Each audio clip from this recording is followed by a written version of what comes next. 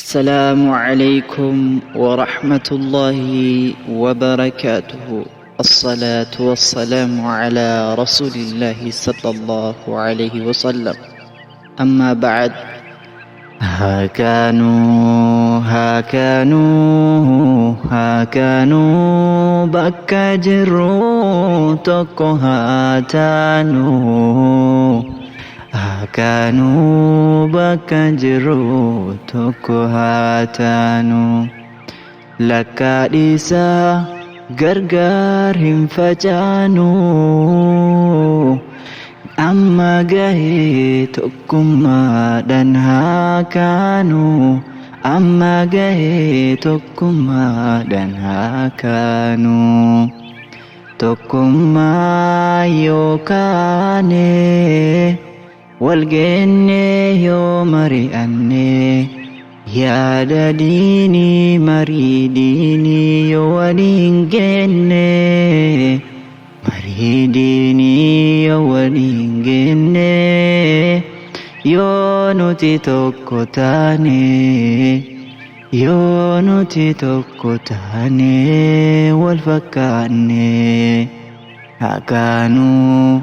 Haakanuu tokko haa taanu. Haakanuu tokko haa taanu. Nun baasuu gargar adeemuun haadifnuu gargar faca'uu. Nu haa milkeessu Rabbiin tokko ta'uu. Haadifnuu gargar faca'uu. Nu haa milkeessu Rabbiin tokko ta'uu. Alaa biyya keessaa wal qabadhaa wal jabeessaa.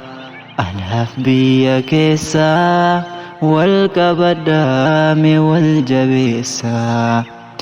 Jibbaa dhiisaa jibbaa balleessaa jaalala jabeessaa. Jibbaa dhiisaa jibbaa balleessaa jaalala jabeessaa. Atis kan biyya jirtu diinii barachuuf mee ol ka'ii. Tokko ta'ii harka wal qabadhu. Amrii diin islaam waliin jaaladhu. Hin teennu maaliif teenna haa kaanu. Yoo kaane diin baranne, yoo nuti tokko taane, wallaahi amriin hundinuu hin jabaatu. Nuuf dhihaata wanni fagaatu. Yoo nuti tokko taane wal jaalanne, yoo diin baranne, hin jiru wanti nutti jabaatu.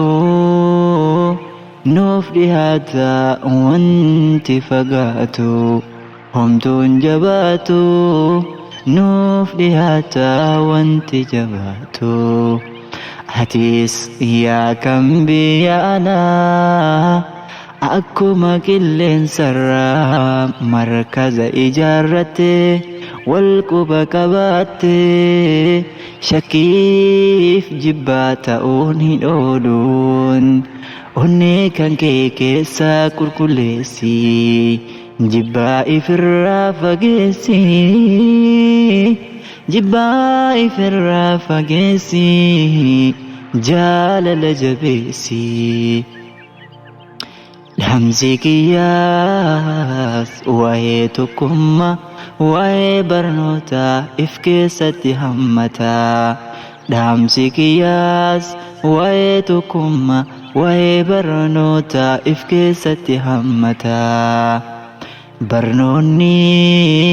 Barnoonni jabaa si taasisa. Mee eenyumatu ka'ee baree barsiisa. Barnoonni jabaa si taasisa. Mee eenyumatu ka'ee baree barsiisa. Baradha jajjabaadha ifirraa dhahaa. Jireenya hiyyumaa jireenya doofumaa wallaahi hiyyummaan jiraata.